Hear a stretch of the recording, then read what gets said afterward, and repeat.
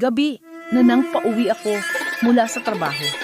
Tahimik ang kalsada, malakas ang hangin humahampas sa mga puno. Biglang may nakita akong babae sa gilid ng daan. Suot ang puting damit, buhok mahaba at basa sa ulo. Lumapit siya sa akin. Tumigil ako sa paglakad. "Tulungan mo ako!" Mahina ang boses niya. Pero hindi siya normal. Walang mukha ang nakita ko.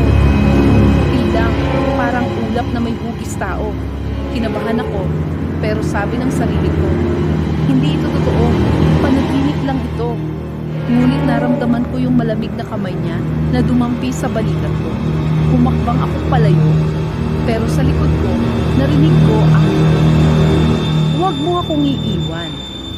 Umikot ako, pero wala na siyang makita. Nasa ere na lang siya, parang naglaro sa dulo. Hanggang ngayon, tuwing